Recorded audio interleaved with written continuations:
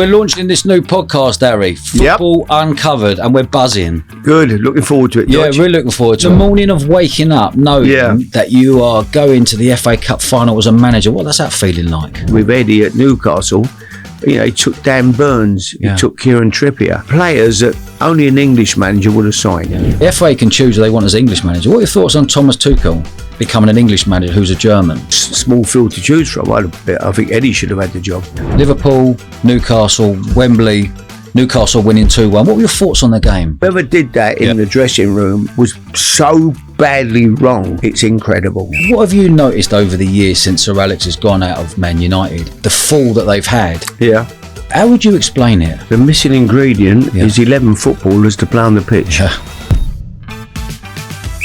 Mate, so we're launching this new podcast, Harry. Football Uncovered, and we're buzzing. Good. Looking forward to it, George. Yeah, really looking forward to it. I think for anyone listening or watching out there, this is going to be coming to you in the summertime, and we're going to do like a 40-week series to follow the whole football season. Brilliant. And then we're going to go into the World Cup. So, lot to look forward to. Yeah, mate, really looking forward to it. Good. Let's just look back on the weekend just happened with Liverpool, Newcastle. Eddie Howe's the first English manager to win some silverware since you won with Portsmouth in 2008. Where did you first meet Eddie Howe? Well, I used to watch Eddie play when he was at Bournemouth. I knew him as a young up and coming player through the youth team and saw him play then. And obviously, I didn't manage him until late in his career. I took him to Portsmouth from Bournemouth. Oh, so when you went to Pompey... It was my first signing. In 2002, roughly? Yeah, he was my first signing, Eddie. Because I watched him play and I always felt he was a good player, could have played higher. And at that time, Bournemouth was struggling. I'd gone to Portsmouth in the Championship, looking to build a new team, and he was the first part of my jigsaw, really, in building that team. Unfortunately, Freddie, he came in and his first game of the new season, not Forest at home, did his knee ligaments and made a complete mess of his knee, and really that finished his career. Wow. And that's when he got into the coaching, really, from then on. He finished quite young. But Eddie was a good player, very good player. What position was he? He played at the back. He always reminded me of Bobby Moore. Okay. I'm not saying, it'd be unfair to put anybody in Bobby's class. There was no one in Bobby's class. But he had similarities. He played the same way, wasn't over big for a central defender. A number 6, read the game, always in the right position without, getting extended, good on the ball, always looked composed. He had something about him. I always felt Eddie was certainly a player that I'd followed and admired for many years. And then when I got the Pompey job, I thought he'd be perfect for me, Okay. I could see he probably would have ended up as captain for me at Portsmouth. Right? In fact, he was a bit of a leader, and then that injury done him and he came back to Bournemouth. I think Mel Machin gave him a job on the coaching, and he got into the coaching with Kevin Bond later on, and his career, his coaching career took off. Started with the youth team, worked his way through the system, and thankfully has gone all the way to the very top now. Amazing, really, like the sort of paths that you two have both been on, like doing Bournemouth for a load of years and then going into the Champions League. Yeah. What's that feeling like when you roll back to 2008? What's that feeling like when you got to the FA Cup final? Explain the day. Like, are you staying the night before? Did you... Tell me the whole movements of everyone and the lead up to the final and then winning and going up on the Wembley stairs. Give me your day. Yeah, no, we went up the day before, and in fact we went up 2 days before. We stayed up that way, trained up there, and what I organised the night before, I organised a karaoke. We booked a little Italian restaurant up the road. No one had a drink, but we booked an Italian restaurant. And my old mate Kenny Lynch come along. We're going to do a bit of karaoke, So Lynchy came along, but we ended up with Herman Aridus on my left back, who bought his Elvis outfit. He could do an Elvis. What a proper one. He meant it, didn't he? He had all the gear. He got up and he'd done the Elvis, And then John Utaka and Kanu did a bit of Bob Marley. They got up and they were fantastic, and we had a right laugh and a good night without having a drink or anything.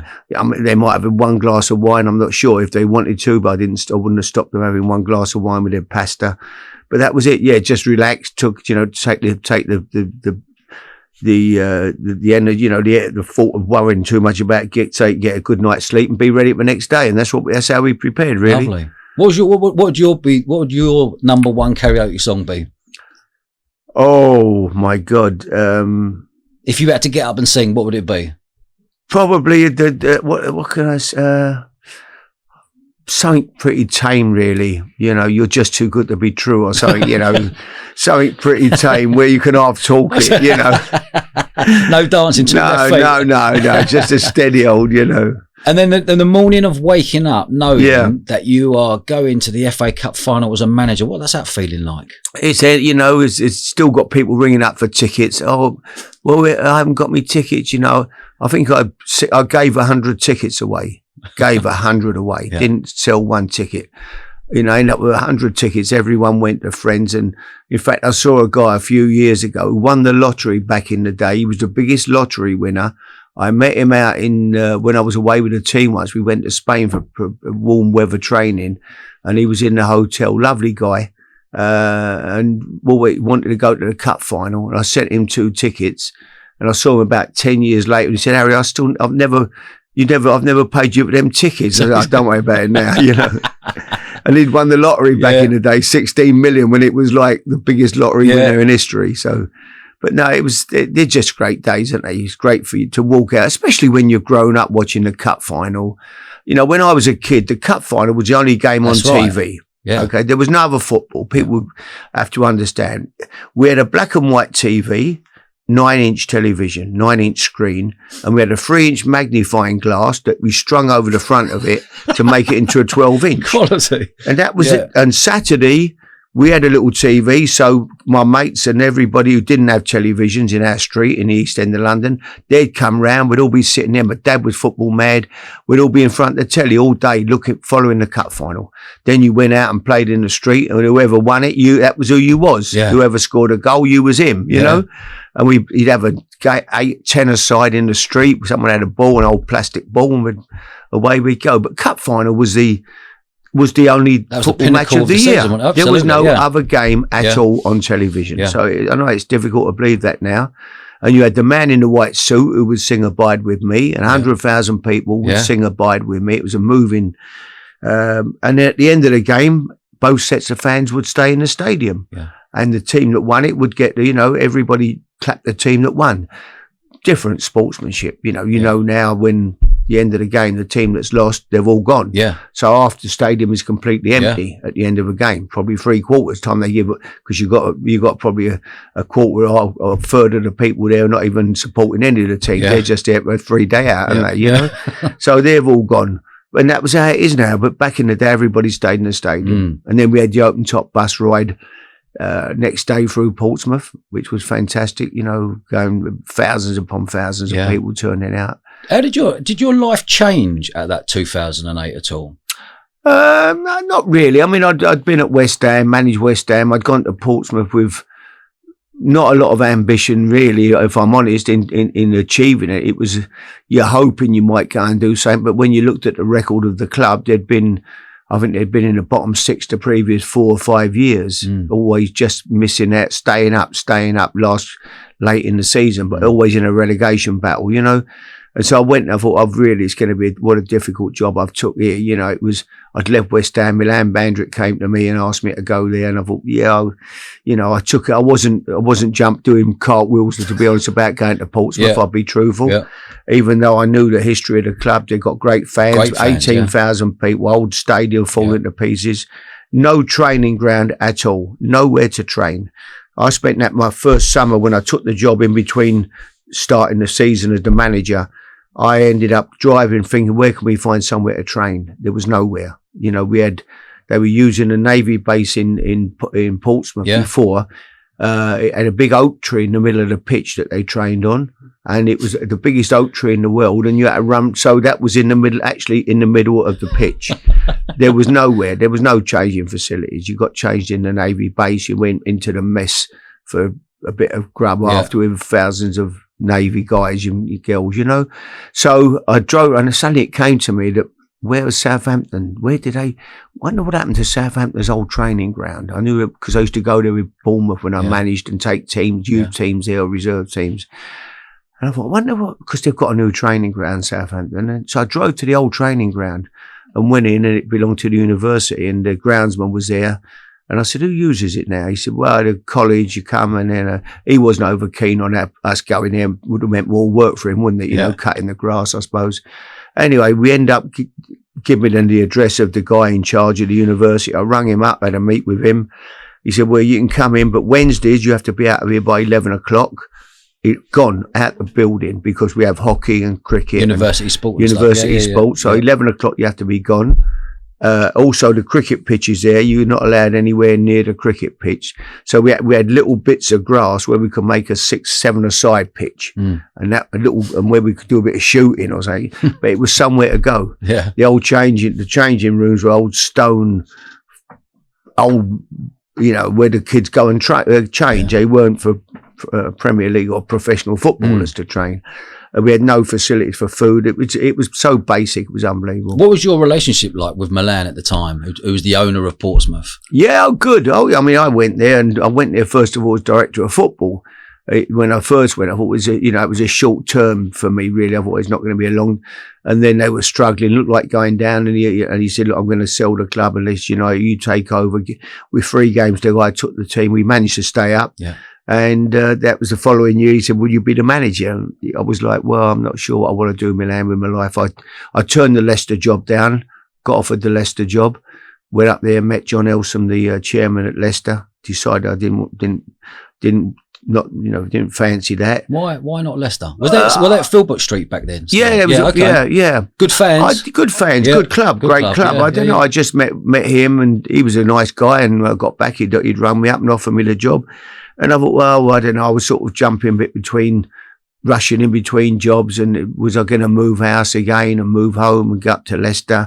I decided I thought I'd start Portsmouth and see what comes from there, Yeah. And then took the job, ended up as manager, never had the best time ever. Absolutely loved it at Portsmouth. Yeah. The fans were amazing. And we started the new season with no high hopes. Really went into it. I thought, well, if we can stay up and finish halfway. So what year are we talking here then? What year did you go there? It would have been roughly 2002, I suppose. Okay. Yeah. Okay. And when you done that deal with Milan, were you like given freedom to say, well, how much money have I got? I want to build a team here, because looking at the team you had in the FA Cup final, you look at the squad. I've actually. Oh yeah, the lads got this. Yeah. Off the internet the other day. When you look at the squad you had. Oh yeah. Like, can you name some of the players? Can you get? Of course, I'll name all the players. You can name all the players. Of course. What squad did you put out? But that was later. Yeah. God, before that, when the first year or so was in the championship, when we were 33-1 shots to win it. Yeah. A mate of mine rang me up called Alan Timms, a big pal of mine, loves a bet, Alan. He said, he rang me the week before the first game of the season. He said, I'm going to have £1,000 each way on you, 33-1. He said, I think you can, you go in there, you can turn it round or whatever. I said, Alan, do me a favour, don't waste your money. We've got no chance. I said, we're useless. I said, if we, finish, we finish anywhere near halfway, it'd be a miracle. Yeah. He said, well, really? I said, Al, please don't have a bet. Anyway, we won the league. I cost him 40 grand, didn't I? 33-1 plus his place money, a third of the odds each way. He would have got about 40 grand. So he wasn't best pleased with me. So that was that one. And then, but leading into the first week of the season, still not. I'd gone out, signed a couple of players, took a boy called Ariander Zoo on a free from Wigan, centre half. What a man, what a leader. Took Matt Taylor, left back Luton. Yeah. Went down, watched Matty play for Luton on a Saturday. Yeah. Loved him, young left winger, left back. And I was looking for a wing back. He fitted the bill perfectly. So I threw a team together. And then the final part in the jigsaw really was I was over at Bournemouth Sporting Club watching a game of football and get a phone call from Paul Merson's agent.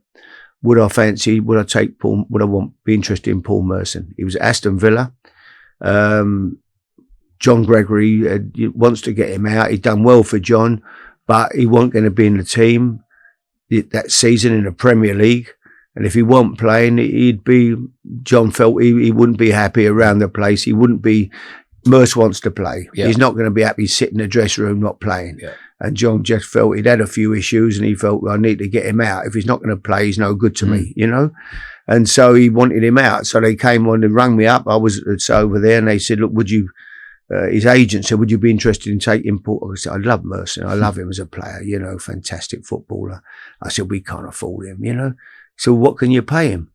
I said, how much is he? He said, he's on 20 grand a week. Yeah. He said, what could you pay? I said, probably about 4 grand.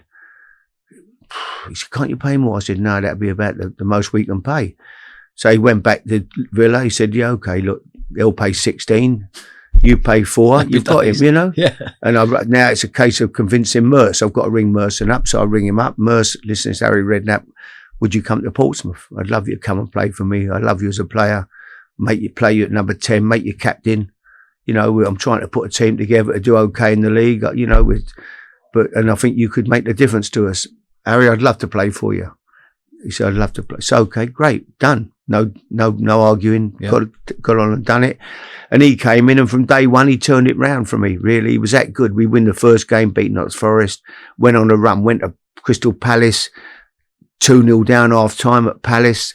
Simon Jordan comes in at half-time, said to Milan Mandrick, we'll have to see how clever your big-time manager is now, you know. What Simon Jordan said? Yeah, he said to Milan, Milan said, well, you know, okay.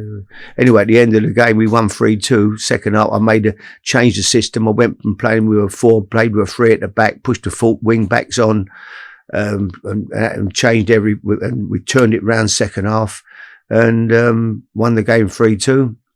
And Milan went in and said, he's not too bad, is he, Simon, you know. And that was it, really. We went on a run and never came off the top of the league. It was an unbelievable run, Stayed top all year, you know, won the championship. Taking Portsmouth in the Premier League was fantastic, you know. The fans, the way, and they used to sing Harry and Jim.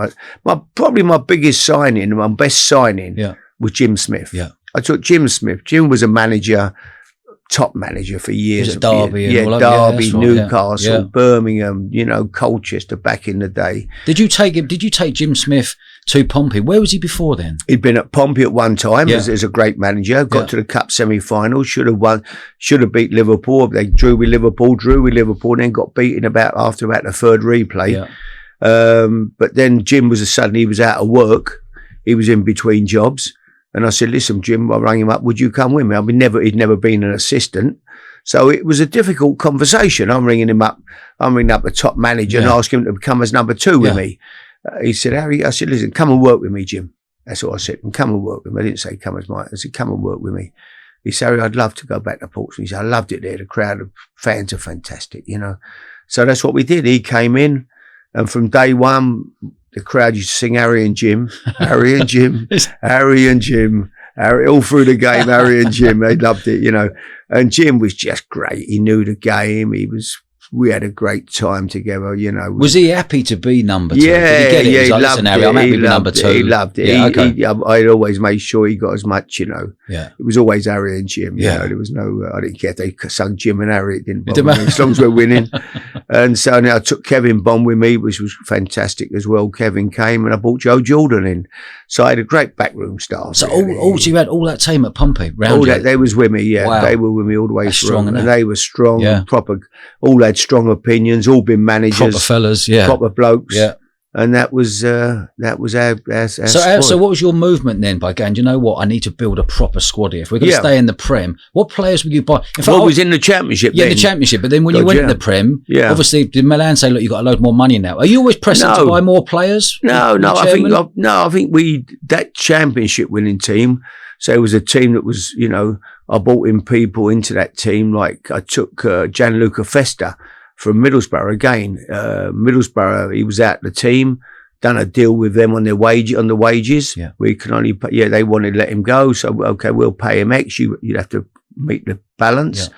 Did a deal with them. He came in, was fantastic. I took Shaka Islop. Shaka. Where'd you take him from? Shaka came from West Ham. Shaka he was a good keeper, wasn't he? Fantastic goalkeeper. And Harry Andersson was just an amazing centre half. What a man he was. Big Dutch boy, you know. Cobbled a team together. You know, ended up as the season went on, we got stronger and sort of stronger and brought 1 or 2 more in that made the difference to us, you know. People like Steve Stone came in, you know, good player. A little bit like Eddie did. I mean, you look at what Newcastle, with Eddie at Newcastle, you know, he took Dan Burns, he took Kieran Trippier. They were players that only an English manager would have signed. Yeah. No foreign manager would have gone in and signed Dan Burns. They wouldn't have known him to start with. 6'6" lump who scored. Who scored.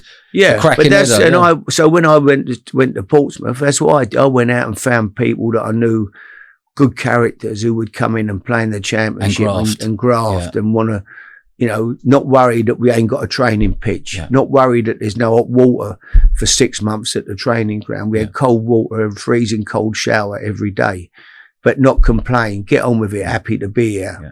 You know, not going to cause you a problem. The training ground would fall into pieces, but they weren't prima donnas. And that was how it was at Portsmouth. Everybody who came in was like that. They bought into that philosophy, you know, that idea. Listen, we're here. The fans are great. We love playing for Portsmouth. Yeah. When you look at that, there's only 2 English managers in the Premier League. Yeah. Do you look at it and go, hold on a minute, what's happening? Shouldn't we be bringing more talent through and give them more opportunities? But they can't get the opportunities, Dodge, because at the end of the day, it's nothing to do with the FA or coaching badges or anybody else. It's to do with the people who own the football clubs. You own a football club. You decide who your manager is going to be. Yeah. Ain't nothing to do with, you know, the FA have got no say in that whatsoever. No one's got any say. Only the man who owns that club. If he's from America and he decides he wants a manager from Germany or somewhere, whatever, he's going to appoint him. Yeah. You've got no say. What's it got to do with you? Sorry, this is my club. I appoint who I want. Yeah. And that's how it works. So there's nothing the FA can do, nothing they can do with coaching courses. There's great young managers out there, English managers. Unfortunately, the foreign owners who come in don't want to give them jobs. Yeah. I think we looked this morning, Ollie, it was like out of the 24 teams in the Championship, I think only 13 English managers in the Championship. And it was out of 24. Yeah, but it's working all the way down now, and that's how it's going. But you mentioned the FA only have charge. The FA can choose who they want as English manager. What are your thoughts on Thomas Tuchel becoming an English manager who's a German? Well, I was hoping an Englishman, but then there was a small field to choose from. I think Eddie should have had the job. Yeah. You know, before he didn't, you know, because he's won a cup at Newcastle, don't make him a better manager than what he was 6 months ago. Yeah. He was doing fantastic things at Newcastle and had done great things at Bournemouth. So I'd like to see him got the job, but you know, Tuchel's got it. Hope he does well. He's got a squad there that should be winning a trophy. There's no doubt about that. We should be winning either the Euros or the World Cup. We've got as good a squad as anybody in the world, I think, now. So amazing young players. When you look at Thomas Tuchel, do you look at it and go, right, for him to be a success, he's got to get to the semi-finals at least, or the final? No, he's got to win it. You've got to just purely win it. Got to win it. So if he gets to a semi or he gets to the final and loses, you're looking at it's not a success. Well, Gareth could do that. Gareth's done unbelievably well, didn't he? Getting us to the finals and not winning. Yeah, he did well. I think I think if you look back on it, with that squad, we should have won something. Yeah. And I think with the draws that we had in every competition, it was incredible. Every competition, we seemed to end up in a half of a draw. You know, every good team seemed to be in the other half. You looked at the Euros, we had almost had a bye all the way through it, you know, with poor teams. So, I think it's disappointing we didn't win something. And I think it's there for somebody. Great time to take over for Tuchel, really. You know, he's got a massive chance of winning a major tournament. Be lovely, wouldn't it? Yeah, of course. We'd love to see us win it, but I think it would have been even better if it'd been an Englishman managing them. Yeah, totally agree. Who would you choose apart from Eddie? I can't think of anybody really. Okay. No, I couldn't. No, he's only Graham Potter's the only other English manager. I don't think his credentials at the moment. You know, hopefully they will be. He'd do well at West Ham and you push on from there. But at the moment, I wouldn't see him, you know, in a situation where he deserved to be the England manager. I would think there's only Eddie Howe. Yeah. Let's talk about Sunday. Liverpool, Newcastle, Wembley. Newcastle winning 2-1. What were your thoughts on the game? Well, I thought Newcastle were fantastic. Yeah. From minute one, they run all over Liverpool. Got after them, played forward, didn't play out. Mess about trying to be clever, passing it across the back, losing. They got it up to the front. They got behind the ball. They were strong in midfield. But it didn't surprise. I'm surprised how easily they won. Yes. But I thought it would be a really tight game. I looked at the two teams. It was hard to separate the teams. On paper. On paper. Yeah, the midfield of Newcastle was fantastic. Yeah. That Joel Linton is something else. Yeah, he's a powerhouse. They've turned him in from an average centre forward into a fantastic midfield player. Yeah. Centre forward was the best centre forward around. It wouldn't be a better centre forward than him he's the best in the Premier. Yeah. So they had strengths for sure. They could, you know, you thought they could cause Liverpool problems, and they did. They got after them from first whistle, but I was amazed how Liverpool marked from set plays. You know, how do you let McAllister, who's probably about 5'7", 5'8", mark Dan Burn, who's 6'7"? How can it happen?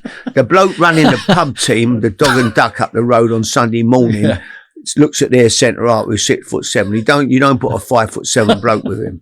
True. Whoever did that in the dressing room, who's in charge of that, was so badly wrong. Yeah, it's incredible. Yeah. Incredible. You know, they say, well, Van Dijk and they mark zones.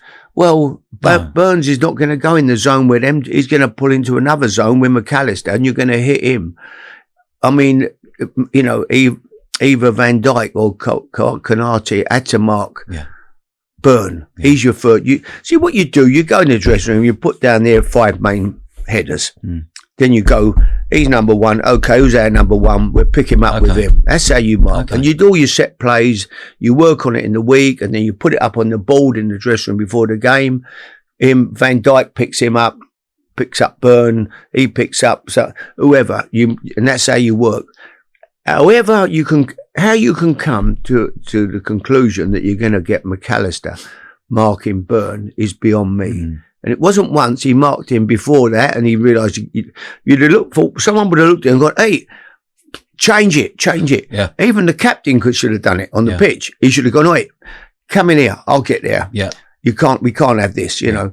But whoever's done it has done it in the dressing room and is responsible for their set plays, really has made a complete mess of that. And that comes down to the manager. Well, it stops with the manager, but every club now has got so-called set play experts, and that's his job. He'll be doing the set plays. It's his job to organise. That's all he has to do. He'll organise the set plays, markings, and all that. Whoever he is, well, I think he needs to get a flea in his ear this week for sure. Yeah. But I would have looked at it, and I wouldn't. Common sense would tell you. 6'7" and 5'7". Hold on a minute. Anyone bloke up the bloke manager down the boozer, he could tell you that, couldn't he? You ain't got to be a genius to work. But you know what? To see the Newcastle fans get a victory under the belt after 70 years, you know, I think the Geordie fans are amazing. Absolutely, yeah. It's an amazing club. You know, they turn up every week through thick and thin, don't they? Where they all turn up in their shirts, you know. And they deserved it. It was great for football. You know, people say, well, it's it's not the league, it's not the FA Cup, it's the Carabao Cup, but doesn't matter. It means an awful lot to them, you know, and for them it's fantastic to get. So, and the club really, I mean, there's nothing to stop them pushing on now and you know, winning more trophies, and you know, they've been in Champions League under Eddie already. Yeah. A couple of years ago, they had a little good run in. It should have, you know, got to knockout stages of that. It was unlucky. He took them from the bottom of the league to fourth to get in Champions League. Ridiculous. Yeah. Ridiculous run. Yeah. Do you know I went up there? I went up there with my old man in November. We watched West Ham Newcastle, flew up there. Yeah. After the West Ham won 2-0. Yeah. We're in the box in the halfway line. Fantastic. Left there, buzzing. The next morning, we're flying home. On the radio, there's people going, get Eddie Howe out, get Eddie Howe out. It's like, how do you deal with that? Like, you get a loss or a little bit of a bad run. How do you personally deal with that? But that is football, isn't it? Unfortunately, first thing is you don't listen to the phone-ins. Yeah. Don't read the paper. Yeah. You know, the worst thing can happen is when people say, "Oh, you've seen that in the paper today, Harry, what someone said about you." No, I don't want to know. Leave me alone. What are you telling me for? Yeah. You know, I'm not interested. What you don't know don't hurt you, does it? So that was always how I saw it, you know. I don't want to listen to phone-ins. And some of them phone-ins, I remember David Mellor used to come on. He didn't like me, David Mellor. Who's David Mellor? Who is David Mellor, really? You're right. But he used to do a politician, wasn't he, back in the day? I think, I don't know, I could tell you what his claim to fame was, but we don't want to talk about it on this show. But he used to come on and he used to slag me up every Saturday night. Oh, yeah. He did the 606 phone-in. Remember, it used to be on people ringing after a game. And I knew a guy who worked there, anyone coming in with good calls, he wouldn't have it. He just wanted people to slag me, you know. And when you were West Ham? He was he was a big Chelsea fan, wasn't he? And I wasn't too keen on him. I remember going to Chelsea, a true story. I went to Chelsea one day and I hated him, you know, because he was always digging me out. And I walked in after I got a cup of tea, walked back and I had it in a little paper cup. And I walked in back and he was in the row in front of me. I was so close to going, sorry about that, down the back of his neck. You know, I nearly did it, I swear.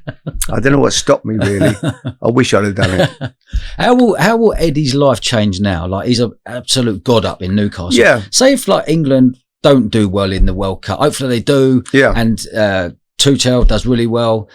What happens if someone goes poaching Eddie? As an owner of that club, how do you protect him? Well, he's got a contract. You have a fantastic. The only place he'd leave Newcastle for would be England, I would think. Yeah. You know, because Newcastle's one of the great clubs. Yeah. So he's not going to go. You know, he's not going to go to Liverpool. They've got a great manager. Manager's doing great. Man City.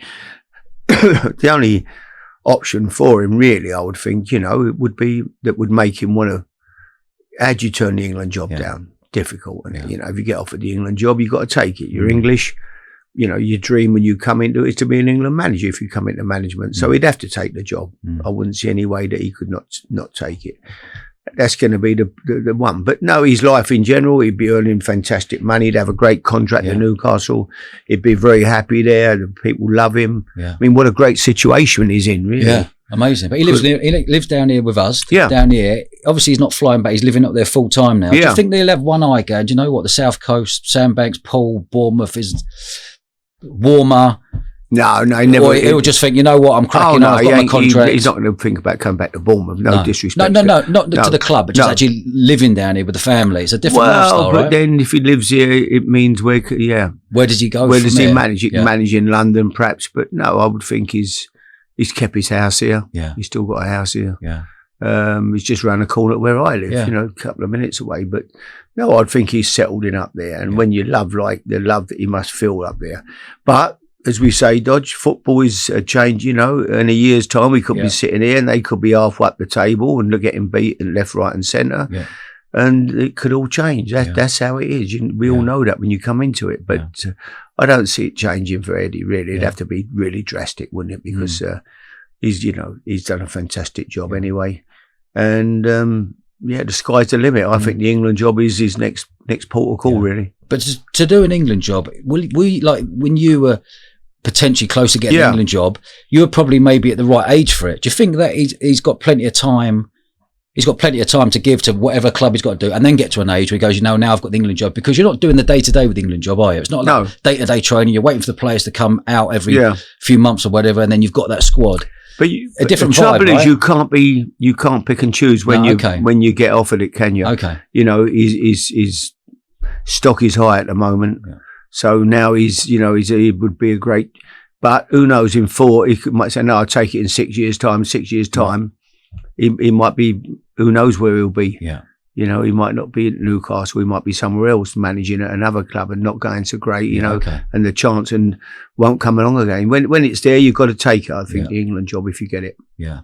What are your thoughts on Frank at Coventry? How's doing he doing? Well. Yeah. Doing great. Yeah, on a great run. Yeah, they could make the playoffs this year, which will be good for him. It's like everything, dodging it. You look at the 3 teams that come up last year. They come up, they're all going down again. And good no one's really competing, are they? Good young managers. The lad at Ipswich, I think, is fantastic. McKenna, he's done a great job, but unfortunately, they're going to finish in the bottom 3, 99% certain, I would think now. There's only Wolves who they could drag into it. Wolves are getting results here, So it looks like the 3 of them come up, the 3 of them are going to go down again. Yeah. Are gone. They look shocking at the moment. Yeah. Van Nistelrooy's gone in. He can't. What can he do? The players, they've lost it there. And Southampton don't even look running for him. Like you see him on the pitch. We watched Leicester, West Ham. They weren't even running for him. Yeah, but they weren't running for the manager before. So, whatever. They're just. So what is that then? What's the answer when you see that? The players are not good enough. Their confidence is gone. Okay. They just can't win a game. Southampton. Look at Southampton. Sad, isn't it? They've come up. Russell Martin did a great job in the Championship. Yeah. Come into the Premier, everyone's saying, well, it's the football. They're trying to play too much football, whatever. Bring someone else in. It doesn't matter how they play. They can boot it up the pitch, do what they. At the end of the day, it comes down to one simple thing: the players are not good enough. Yeah. There's a massive gap between the Championship and the Premier. Yeah. I mean, we're talking about Coventry, or you talk about Sunderland, or whoever comes up. Are they going to stay up next year? So what happens? You come up as a manager, you get promoted, then halfway through the season, you're bottom of the league, you get the sack. Yeah.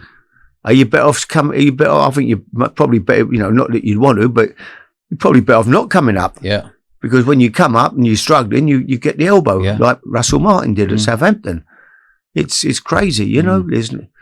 And whoever comes up at the teams in that division, Leeds might have a chance of staying up if they come up, because it's a big I'd love club. to see Leeds stay up. You know, it's a big club, big club with great fans, great following. Yeah.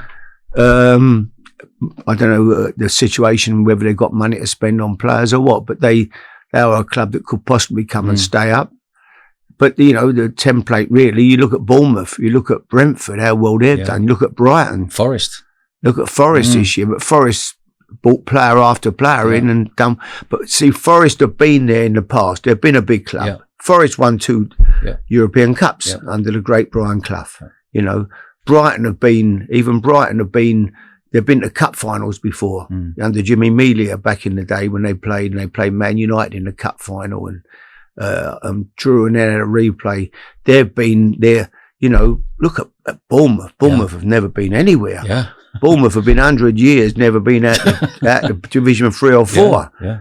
And now look at them, how well they're doing. You know, it's just amazing. How long did you manage there? Was it 10 years, 9 years, 10 years? Yeah, nearly 10 years. Are they good memories for you? Oh, fantastic. Yeah. It's fantastic. You know, we're just from where you are now. I mean, we had nowhere to train. I'd come in the mornings, where we going, get on an old minibus, either train in the park. Where we going today? Bournemouth Sports Club. Sports Club. Yeah. The groundsman, nice guy. Had a little bit of rain. Sorry, Harry, can't come on the pitches today. Okay. I'll do us a favour. Please. begging him. I'll give you a tenner. Let's train today, please. Yeah. No, sorry, Harry, I can't, you know. Can't train today. Where are we going? Go a run up the front somewhere. Yeah. Go. Nothing, couldn't do nothing. Yeah. Go in the park, start training. Park keeper come round on his bike. Off. Tommy Efferman right back, be letting his tyres down while I'm arguing and I'm begging him, pleading, please, look, we've got a game Saturday, please let us just train for an hour. Yeah. We won't cut it up. Yeah. Tommy's letting his tyres down. Tom, this ain't helping us, you know. Yeah. So, every day was like, you know, it was, Fordingbridge. I met some people the other day. We used to go out from Bournemouth to Fordingbridge pre-season. I mean, what a horrible road that was, wasn't it? Yeah. So from Bournemouth football ground to Fordingbridge is 40 minutes, isn't it? Yeah. You know, it's a fair slap. Yeah. Getting out there, white horrible roads, nowhere, no changing facilities, getting changed. And I used to go over to the supermarket when they open, wait for the supermarket to open in Ringwood, buy 6 French sticks, take them home, my missus, cut them up, put a bit of ham or cheese, right, and wrap them up in cellophane, put them in a cardboard box, finish training. The old kit man used to bring we had a big thing, make a tea in it, keep the tea warm. So when we finished training at 12:30 or whatever, we'd have an hour and a half before we did the afternoon session. We'd have a ham roll or cheese every day, ham or cheese. Harry, can't your missus make anything else but ham or cheese, you know?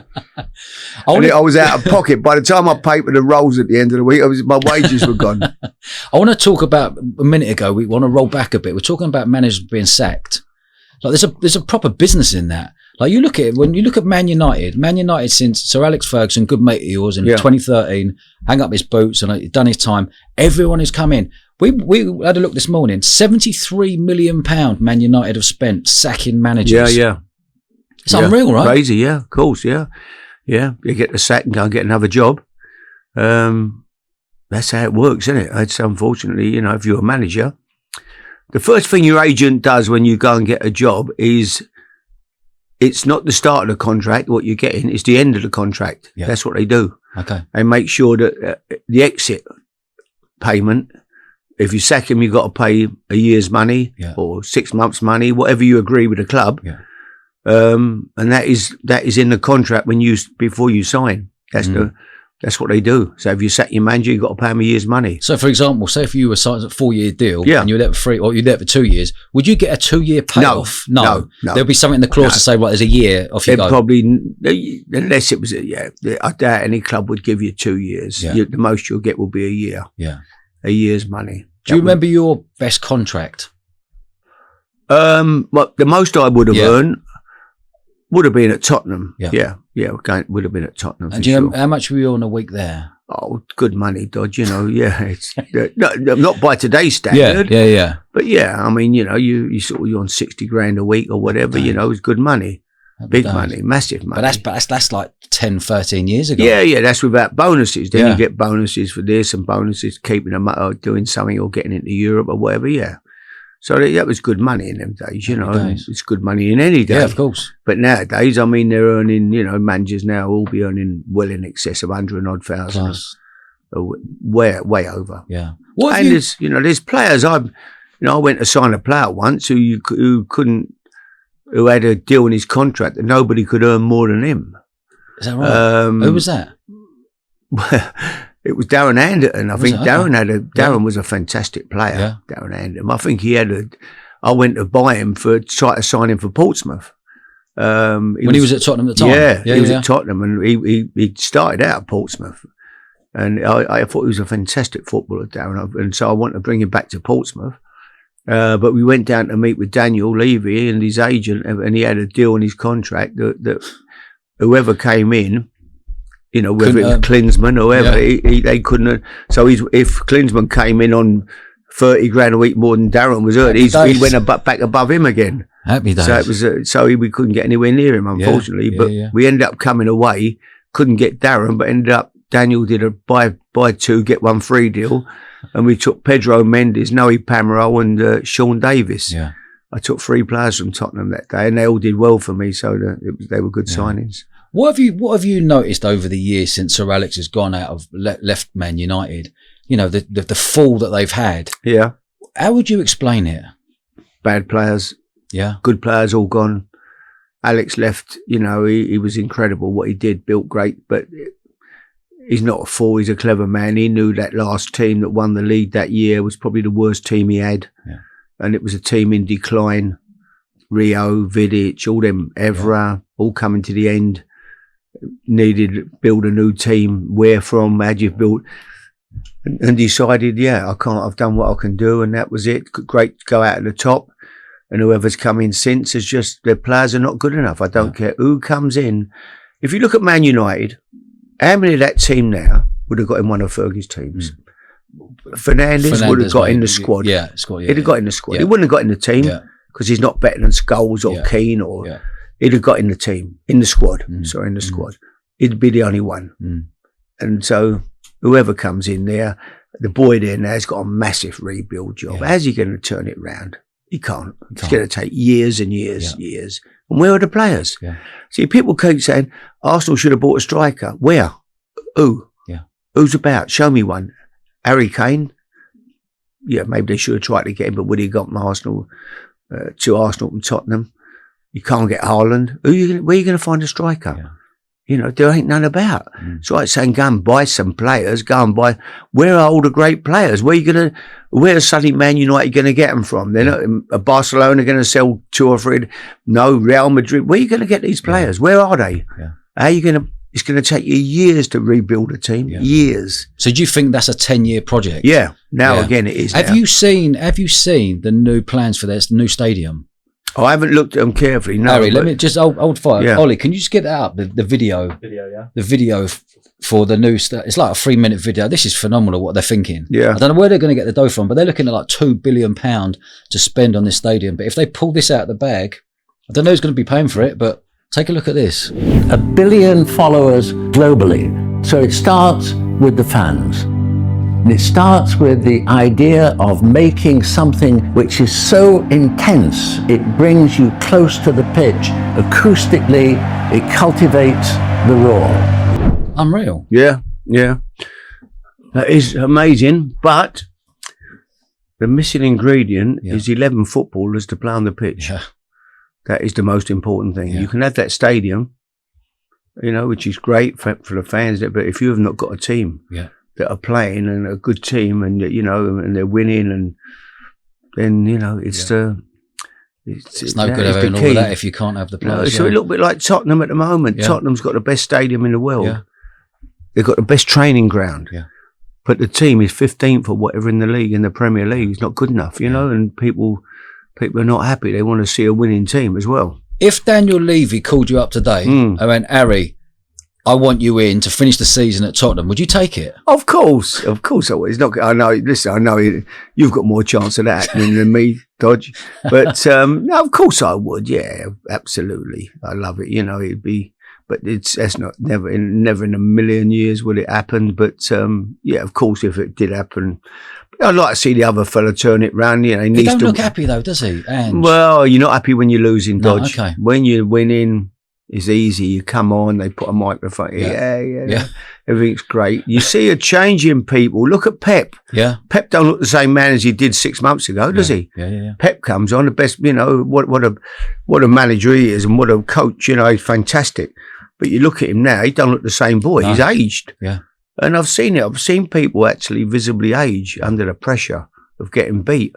He's never had it, has he? He's been win all his career. And all of a great sudden, player, fantastic footballer, great manager, winning everywhere he went. Barcelona, Bayern Munich, wherever he's been, he's won. Man City, incredible. Yeah. You know, now suddenly he's got a job. He's got a rebuild job. Yeah. He's got to rebuild that team next year. Yeah. He's got a job on his hands, you know. So it definitely changes you. You know, it makes you. Certainly, it's not a lot of fun. No sleeping. I saw a video of you, H, when you were being interviewed for QPR, and it's the most stressed I've ever seen you. It was a player who didn't run for you. What was his name? Tarat. Adele, yeah. He did Adele Tarat, and he didn't ever run for you, and you were just fuming.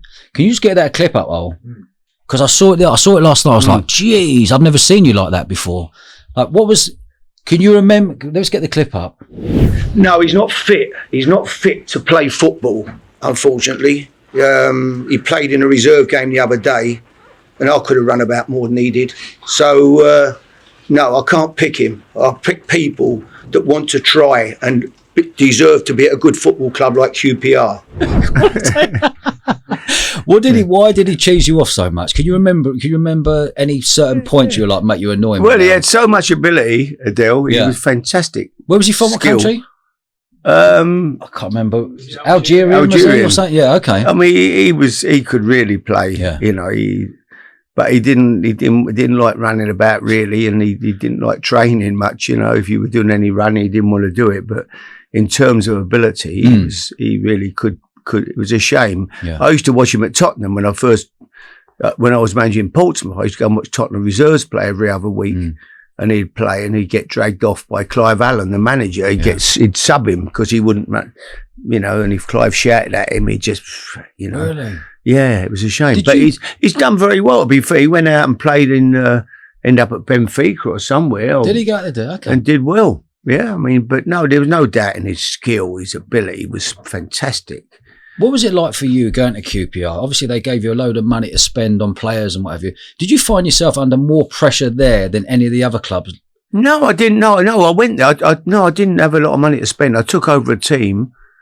You brought in a lot of players on deals, was it? Well, no, I went there. I think Mark was the manager. Mark Hughes before me. I inherited that team really. And they were sort of stuck at the bottom of the league and we couldn't stay up. The following year, we went up, we bounced straight back, which was great to do. Went to Wembley, won the playoff final when Bobby Zamora scored. So that was great. No, I loved my time at QPR, really. No, we didn't. And then when we went up, you know, I remember we went on a pre-season tour and I remember being with Phil Baird, the chief executive, great guy. And saying to Phil, you know, we end up taking 7 of the youth team on this trip to Germany because we didn't have enough players. We only had like 12 senior players at the club. And if I'm truthful, when we won the playoff final at Wembley, I remember standing on the pitch and I was thinking, my God, we've gone up. How many of these are going to be good enough to play next year in the Premier? And I think I came maximum, I thought, was 3 of them. Yeah. Where am I going to get another 12, 14 players trying to make the squad up? And sure enough, they said, look, there's no money to spend. We haven't got any money. And so I ended up with all these kids on the pre-season going to Germany. It was a nightmare. Yeah, I knew that we had no chance, no chance. Got a couple of loans in, a couple of Chilean lads we took on loan. They came in. And it was just, we were scratching around trying to put a team together, really. That put you under pressure? Oh, yeah. You know, when you want to stay up, you've got up.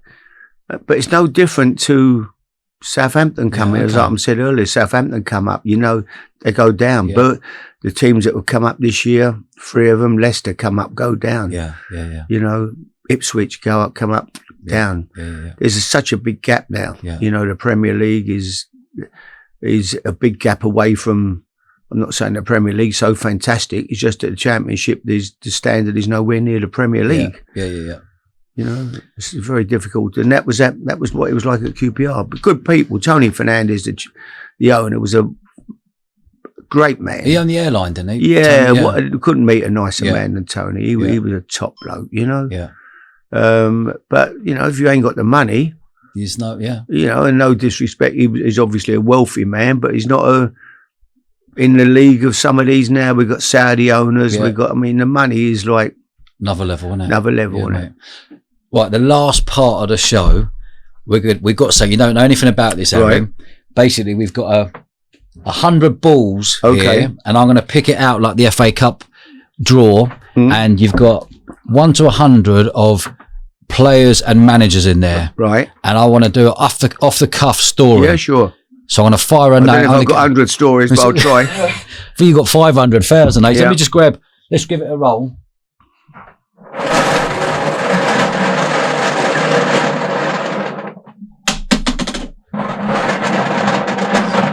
Pressure's on, H. Okay. Pressure's on. 80. 80? 80. 80. What we got, Ollie? You got Gazza. Oh, Gazza. no, not Gazza, my God. Give us a story on Gazza. Well, I never managed Gazza, did I, unfortunately? But I see a lot of him because he lives down here this way. I mean, what a footballer, Gazza, you know, and great lad, great character. I remember Walter Smith telling me a story about when Walter Smith was the manager of Glasgow Rangers, and he went over to Italy to sign Gazza, because Gazza had obviously been in Italy, hadn't he, playing, you know. And he got to his house, and he lived in this beautiful old house. It was like a big manor house type place in Italy. And it had a shooting, a rifle range, you know, and when he got there, Gazza was living there with his mate, Jimmy Five Bellies. Yeah. And Gazza went, he went out, and they was in the garden. He went, Jimmy, he said, get up. He sent Jimmy down the end of the rifle range, and he had to bend over and drop his trousers, and Gazza would shoot the air rifle at him. If he hit him up the bum, he would give him 50 quid, right? He got 50 quid, but Jimmy would get 50 quid. And he said, Harry, I swear, he's bent over, his bum, he's all got marks everywhere where he'd been, and he's got, Gazza's like, bosh, got hit him, right? He's screaming, he said he's hopping round, and Gazza, one more, let's have another one. Anyway, he's in agony. He's bent him down, he's only hit him in exactly the same spot. He said, you couldn't have done it in a minute. He said, 100 quid you give him. But that was Gazza's idea of fun, you know, bending Five Bellies over and shooting him up the bum. But no, he's never changed, as he's proper character, right? What a footballer, yeah. Would you ever think about any time? Were you ever thought going, I'd like to sign him one day? Oh, I would love to have signed. I mean, Terry Venables was the best man for him, wasn't he? Terry was great. Terry Venables was a fantastic football coach, football man, football brain, and personality. You know, he could handle Gazza as best he could. You know, I mean. But even then, I would think there was, he was a one-off, wasn't he? Yeah. They was telling me the other day, he got an ostrich, didn't he? He bought an ostrich from somewhere and let it loose on the training ground one day. And they was still there at 7 o'clock at night trying to catch the ostrich. He put a Tottenham shirt on it. And it was running around the training ground, the ostrich. I mean, yeah. Quality, man. Mate, we'll have to invite Gazza on the show. Oh, absolutely. Yeah, mate. We'll do that. I still see him, as I say, I still see him around occasionally in Bournemouth. And same. Yeah, special footballer. Yeah. You know. We'll have to get him on. But we'll finish up here. Harry, I've absolutely loved this, mate. Good dodge. Really looking forward to doing this every single week. Great. I think the fans out there are going to love it. And if there's anyone out there who want to leave a comment below who you would like to see on the show. Yeah. And then we'll give them a bell, so we'll get them on, shall we? Absolutely. Guys, we've got a new show, Football Uncovered, with Dodge and Harry. Go and check it out on the YouTube channel, Instagram, TikTok, and all the social media channels out there. We're going to have a right laugh every single week with football royalty. Harry, absolutely love this, mate. Good, I'll Dodge. see you next week. Look forward to it. Good well man. done, mate. Nice one, mate. Brilliant. Great work. Cheers, pal. I really hope you enjoyed that. If you want to leave a comment below, ask Harry absolutely anything, where both of us will read it. And if you want to show us a little bit of love, there's a link below that says Football Uncovered. Click on there, go to subscribe, show us a bit of love, press the button, and we're going to bring you amazing content every single week. Cheers.